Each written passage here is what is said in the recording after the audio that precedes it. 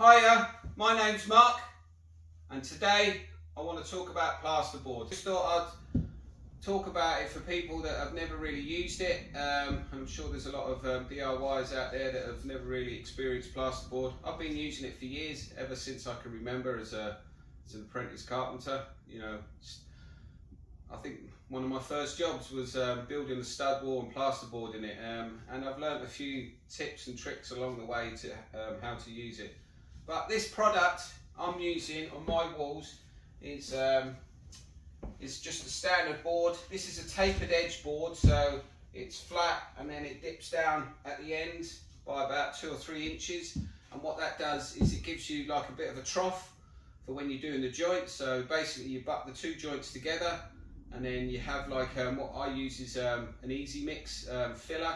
So you put your scrim tape to cover the joint, and then you fill it with filler, let it dry, and coat it. And the great thing about this versatile stuff is once you've done a nice neat filling joint, you can paint straight on it and it looks like a standard wall. But also you can just skim it, so you can get somebody to plaster and skim over it and then get an even better, smoother finish. On this way, I'm basically doing the cheaper version, so I'm basically doing a fill and paint job on this one. So that's what I'm doing, and then I don't need to get a plaster in to skim the whole place. And to be honest, a lot of times you wouldn't tell the difference. So this is the stuff I'm using. This is basically, plaster is like a gypsum type plaster, and it's got like fibres mixed into it. So it's basically sandwiched between 2 sheets of recycled paper. I'm sure in the factories when they make it, they pour it into a big metal plate. They lay 1 sheet in, pour the mix on top, and then lay another sheet of paper on and squash it all down so it's nice and flat. So you get them in different forms. You get them in like a pink version, you get a green version, and you get a foil back version. That's the most standard ones. I'm sure there's some others out there. So this is the standard one. The pink version, that's fire resistant, so it's a more resistant product for, I suppose, hot areas where that could get a lot of heat. You've got a moisture resistant for bathrooms and sort of wet areas, and then you've got the standard one, which is just this normal grey boarding. It's got 2 sides to it, so it's got like a dark grey side, and then it's got a lighter side. The lighter side tends to be what they call the decorating side. So if you're doing what I'm doing, which is you're filling and painting, then you put this lighter side facing out. But you can also use it this way, and that's for when you're plastering on top. So, but I tend to always use it this way. I mean, it's pretty much the same product each side. I think maybe one's a bit more absorbent than the other. Yeah, so that's what I'm using. As I said, I've been working with it all week, so I just wanted to talk about it. And if you haven't used it before, yeah, it might explain. This stuff is really good, and in its board form, it's really strong. But as you can see, I'll show you, demonstrate. This is very brittle as well, and it can break. So you know, it's good to work with, but it's also can be difficult to work with. So especially on your own. But as you can see, it just breaks up and crumbles up into dust. So obviously you have to be a bit careful with it. They always recommend when you're working with it, put yourself a dust mask on, which is a good tip to use. A few tools that I tend to use when I'm working with it is knife, Stanley knives. So always get yourself a good knife. I tend to use a snap-off knife because again, once it becomes blunt, you just snap and then you've got a really nice sharp point. This is my trusty knife. Oh God knows, I've had this for a long time. So this has cut a lot of board. So knife, saws. So I tend to have one of these plasterboard saws. It's got like a really sharp pointed end, and this is good for stabbing into the plasterboard and cutting out sockets, holes, you know. And also if you've got a bit of a funny shape, you can use this to cut with. So this is a really good tool. Also, I always have an old saw with me, an old timber saw. This is a throwaway one. So I always tend to have an old version of this because after a while they tend to get a bit rusty with, I suppose, the moisture in the plasterboard. This is good for cutting out big shapes like windows, doorways. So when you plasterboard, you can cut out afterwards. so always have one of these handy.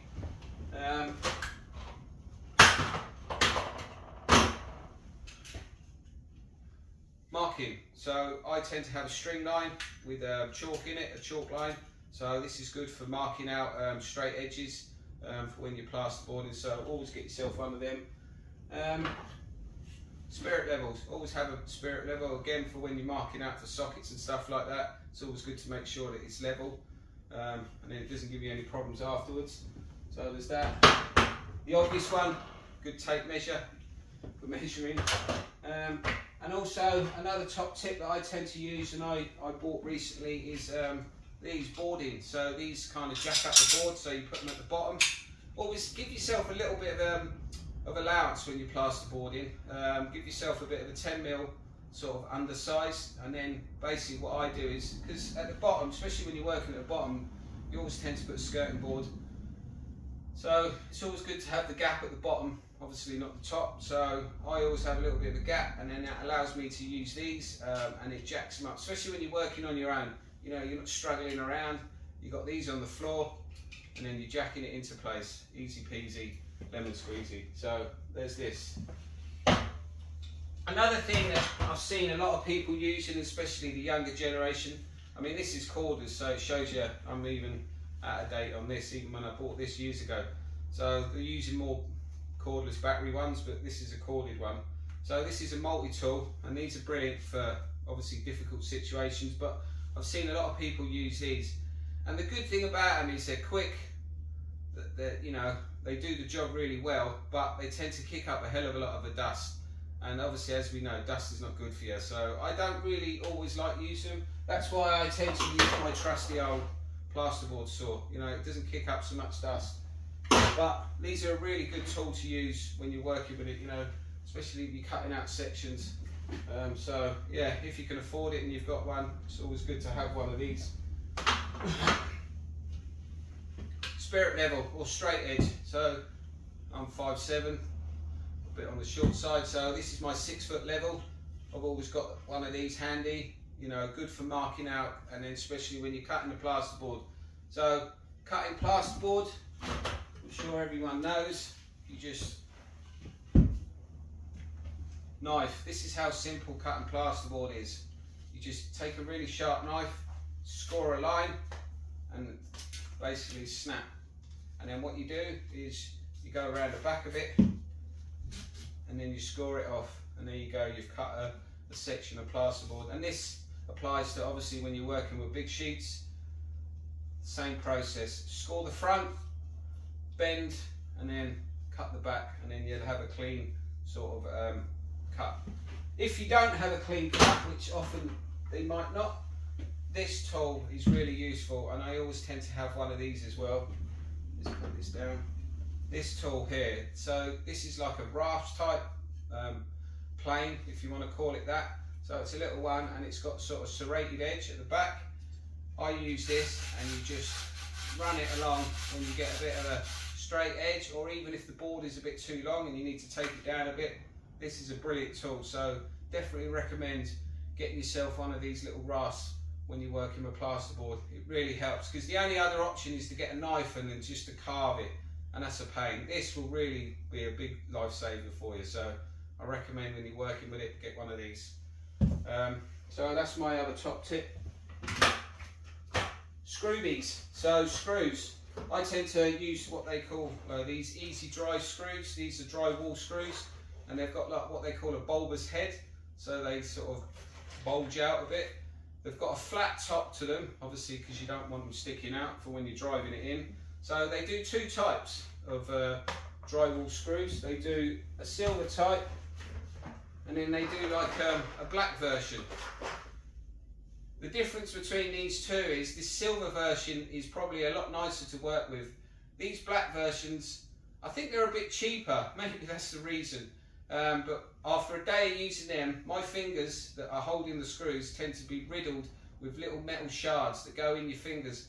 And then I sit there at night time, soaking my hands and picking them out with a needle. I know, it doesn't sound too nice, but these little shards get under your skin, and then your skin becomes really sensitive. So That's the only downside with using these black version. These are probably the more common ones that are out there, but these silver ones are becoming more popular, and I must admit they're a lot nicer to use on your fingers. So top tip, if you can buy these, get these ones, because yeah, you don't have all those little shards on your finger. Size wise, when I'm using 12.5mm plasterboard, I tend to use anywhere between 35mm long to 42mm ish plasterboard screws.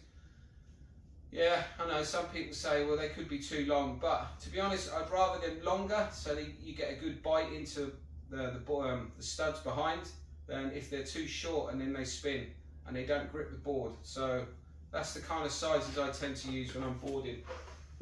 So basically that's pretty much everything I use in with them. It's just a little short video to sort of explain what I've been doing and how to use it. I'm going to whack up this board, show you how easy it is to fix the board into place. So again, this can represent any wall that you build. You know, often DIYers will divide one room into two, and they'll build a stud wall. So you've done your stud wall, you've insulated it, and now you're putting your boarding on. So basically I'm going to cut a board and whack one up. So I'm just quickly going to show you how to cut plasterboard. Again, it's probably something really stupidly easy to know, but if you've never worked with it, how do you know until somebody shows you? So get your plasterboard, obviously use your tape, measure what you want. So put your 2 points wherever you're cutting. So you've got your point. And then I'll show you this method of it, because it's good for cutting when you're cutting 8-foot lengths. Like nobody's really got an 8-foot length of straight edge, so always good to have one of these chalk lines. So chalk line is a piece of string with coloured chalk in it. So place one end with the hook on your mark, then pull it really tight across to the other point, and as easy as this, you just ping it, and then what you're left with is a straight line.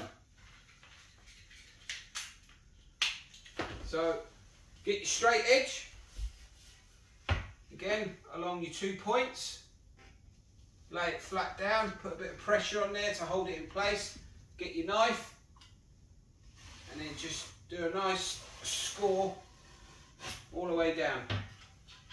So as you can see now, I've scored the plasterboard, and then dead simply you just basically put a bit of pressure and snap, and it folds down. So as you can see, it's kind of in a flat position because the back section's still attached.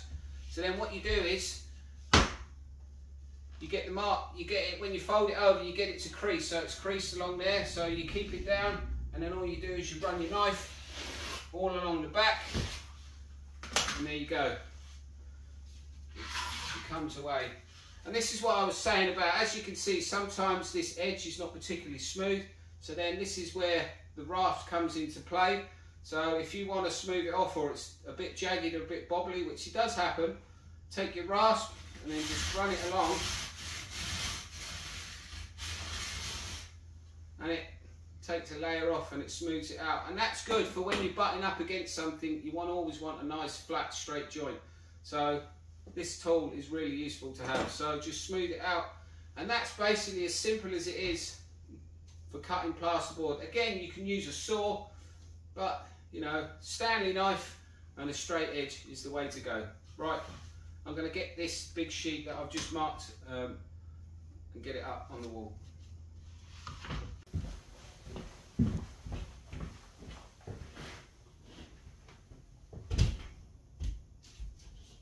Right, so you've cut your board, and then you're going to get it into position.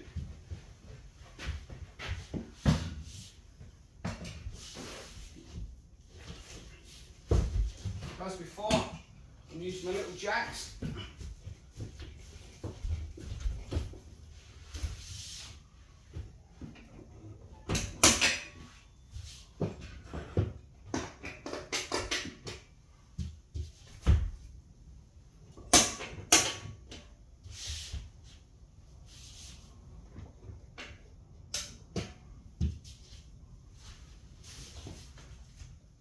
Get it into place.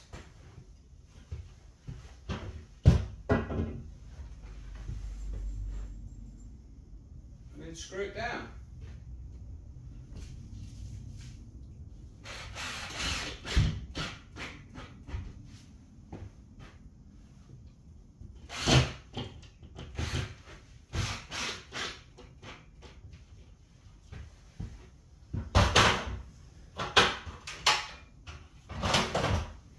And then get a couple in to hold it.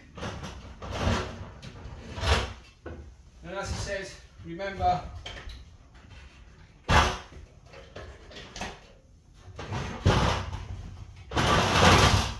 where your marks are for the studs, and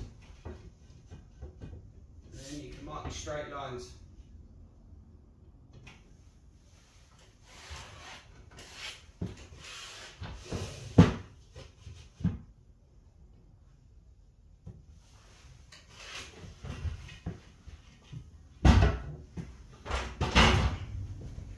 Then you screw her up.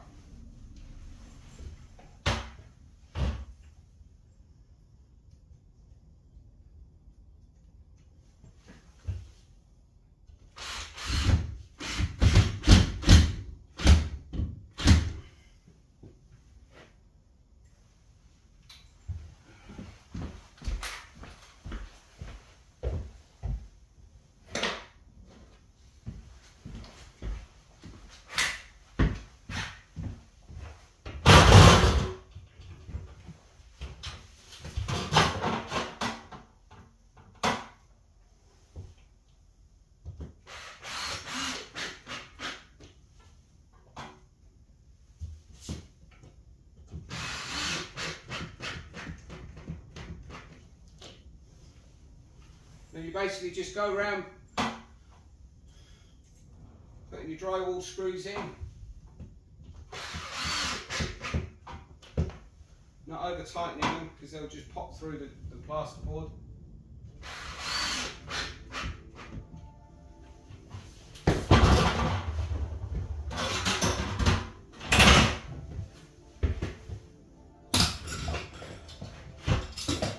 Take your jacks out, and then that's one plasterboard fixed.